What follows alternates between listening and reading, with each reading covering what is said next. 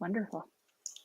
Hello, friends. Welcome into another Coach's Corner. I'm Gina Ramirez, a licensed therapist and certified health coach. And these Coach's Corners happen every Wednesday at 4 p.m. Central Time. So if this is the first time you're watching, welcome. All month long is Back to School and Stress Less Month. And today we've got another parenting expert. I'm so excited because I've been waiting for this conversation all month long. Allison, please introduce yourself. Wonderful. Thank you for inviting me, Gina. Allison Livingston, and I have worked with hundreds of parents and educators to help increase your ability to regulate with your kids. So often we just miss each other, and especially when transition and times of change, like back to school. And so I'm a parent coach, and I just can't wait to jump into this juicy topic because so many parents I'm working with are really struggling. Their kids are struggling, and it doesn't have to be so hard. So I just want to let you know you're not alone.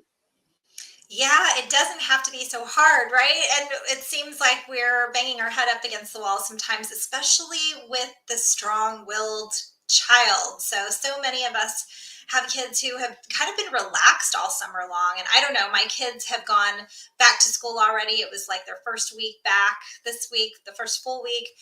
But yeah, some people are just transitioning. Some people haven't started yet. Tell us a little bit about strong-willed kids trying to get back into routine. What can we Yeah. do? So there are different temperaments. I don't know if you've noticed this. I have two different daughters, and their temperaments are so different, and even different than mine and her dad's, even though same parents. And it is a challenge for these strong-willed kids because their core fear is to not be controlled. To be in charge of their own destiny. Well, they're children. So the whole parenting dynamic is just set up for failure. And they are the people that come to me the most are high achieving women and parents who have these strong willed kids because they just want to resist, and we just get into these power struggles. And because they don't like to be controlled, they also don't like change. And so, again, anytime there's a transition, leaving the park, going back to school, even just coming to the dinner table, they don't like to be told what to do. Well, so much of parenting is telling our kids what to do. And especially if I have a vision and I'm coming from my left brain of how things are supposed to work, I have high expectations. I want our home to run well. I want us to get along. And so it just ended up to be so many power struggles. And I had to figure out a way, learning Brene Brown and all her amazing work, as well as nonviolent communication, about how to come alongside each other. And so instead of coming head to head and having this tug of war power struggle where they want to be right and I want to be right, and we're just at an impasse, I teach parents to, instead of fix first and think first, feel first. Because otherwise, your strong willed children are just going to go louder and more hard the more you try to be rational and tell them, oh, but this is the best way. They're not going to just go with the flow. My second daughter was a go with the flow child. It's so different, but these ones are just they have the right idea. They don't like to be told, and so the more we can have that come alongside, here's the goal, here is the needs we have, and to feel first, validate their feelings first.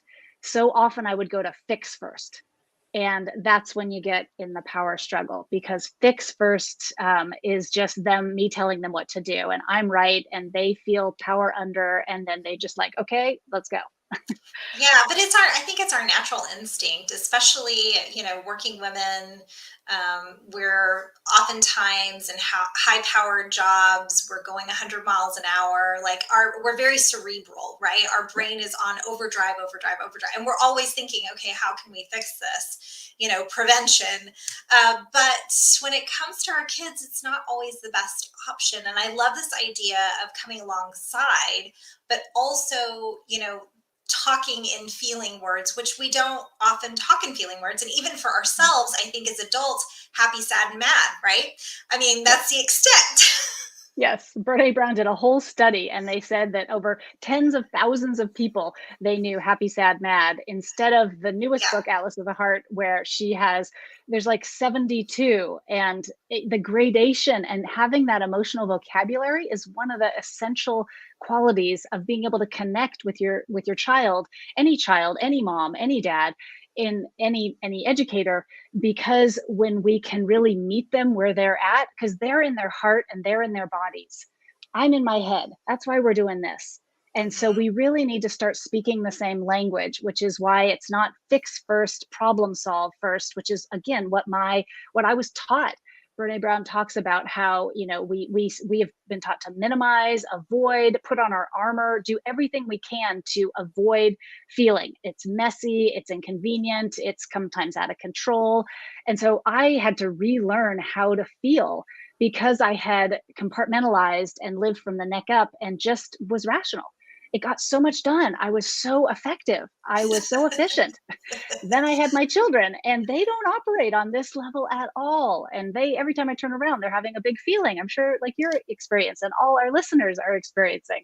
And so it's how to come back together and meet each other, come alongside each other so that we can connect and relate instead of being like a object and problem solving and just focusing on what needs to get done. We're so results focused when we're high powered women. And what we need to do is take that hat off and put on our feeling and our relating, connecting hat. And it's a hard switch. It's a It took me very a lot of hard switch. practice. Yeah, a very hard switch. And how are you helping that strong-willed child then transition back into routine where now they really do have to sit still at school and pay attention and yeah, parent in that kind of environment where we have a schedule now. We have to pay attention to that. Yes. Yeah. It's both. And another great one is I'm torn. When we can meet them and again validate their internal experience of this is hard, this is uncomfortable, I know you don't want to do it. Summer was so fun, wasn't it? It's meet them before we go, okay, and we're 10 minutes late. Because if we start with that, then they're just going to resist and then they don't feel seen and heard. And a child's most uh, important need is to be seen and heard and accepted. And so often I would just brush over that and just stick to my schedule and the logistics and what I saw needed to be done. And so again, that idea of not being sort of the person who takes charge and tells. I'm a great general at work. That was really successful for me, with compassion, of course. But at home, it's really meet them, understand them, do that validation step that, oh, yeah, this is hard. Oh, you're angry. I can see by your face. You're angry, aren't you? You wish we could play longer, don't you? It's feel first, meet their feeling first, and then together come up with collaborative problem solving because that Yeah. engages them, that makes them feel empowered, and then we can come up with something that works. And Yeah. it's hard because we don't always have time for all that. That, yes, the time factor. But I feel like when you give the language around feeling, it carries into the teenage years, it carries into the adult, person that they are becoming and giving the language around how they're feeling. Now you're dealing with a whole different adult that you can actually have a conversation. Conflict resolution becomes easier. Like all of these skills we need as adults, and Yes. oftentimes we don't get them, and so it makes for difficult grown-ups when we're not given those skills as a young person. So I think this is a brilliant idea. I think you can use this not just with the strong-willed child, but at home with your spouse or your partner, or even your other kids who are not as combative as maybe the one that you have that is. Yes, and that's very true. You can use it in all phases, and the modeling that I was able to do when I went from being the general and telling, it's like you said, skill building for how to relate, how to understand each other, how to be, together in society and in the classroom and be successful. The one thing I wanted to mention too is that these emotions are in our bodies, and so often again we live from the neck up, but they need to release. They need to be listened to. And I like having a crash pad when they get home from school.